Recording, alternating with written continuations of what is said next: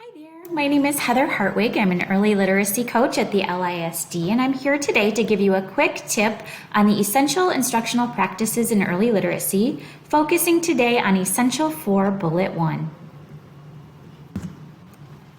Essential 4 is a focus on activities that build phonological awareness. So this essential says that in every classroom, every day, teachers in grades K and first and as needed thereafter need to be making sure that they have activities that are building their students' phonological awareness.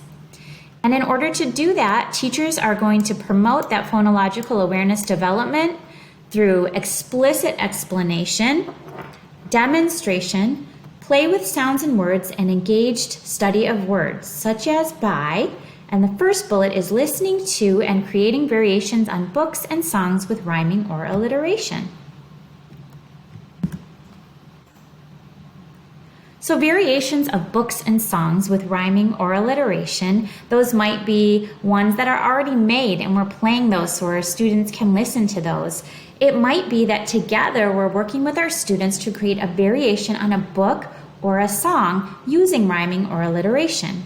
And that's what I'm going to show you how you might do that today. So creating variations of books with rhyming. So perhaps we've already read this book with our class. There's a bear on my chair. I might say to my students, today I thought it might be fun if we wrote a sequel to There's a Bear on My Chair. Because when we read this book together, we noticed that bear and chair were rhyming words. They both end in the sound air. The sounds air. And so together I thought we might think of some more rhyming words that rhyme with bear and chair ending in that sound of air and come up with a different variation of this book. And then together we would generate a big list of words that rhymed with bear and chair. And maybe your students come up with the word pear. Pear ends in air, it rhymes with bear and chair. So what if we changed our title to There's a Bear on My Pear? That would be funny, wouldn't it? And then maybe we're reading each page and we're changing them together. Maybe when we get to this page, hey, there's a mouse in my house. We might generate some words that rhyme with mouse and house. And there aren't that many words that I could think of that rhyme with mouse and house, but maybe your students come up with the word louse.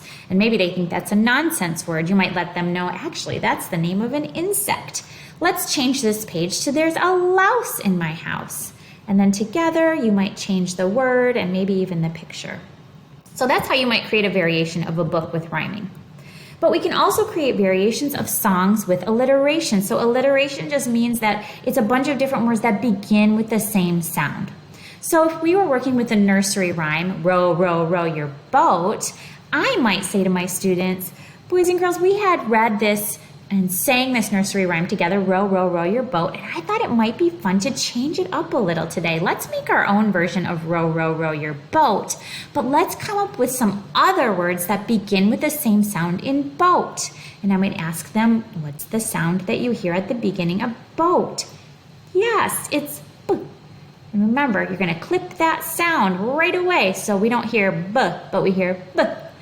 Okay, so row, row, row your boat. What are some other words that begin with the same sound of the beginning of boat? That B and the B. So they might generate a bunch of different words, okay? And then you're going to sing the song together with the word that they come up with. So maybe your students come up with bus. So row, row, row your bus, and you're going to sing the song together. Maybe they come up with bear. That would be silly. Row, row, row, row, row your bear. Maybe they come up with bugs. Row, row, row your bugs. And you're going to sing the whole song with them. And then you're going to remind them at the end that yes, bus, bear, bugs, and boat all begin with the same sound of B. So you can change up books and you can change up songs, creating variations of them, helping to increase your students' phonological awareness in some simple ways. For more information, check out the K-3 Literacy Essentials using the QR code on your screen. You can watch modules there and print out the essentials. Feel free to contact me at heather.hartwig@lisd.us.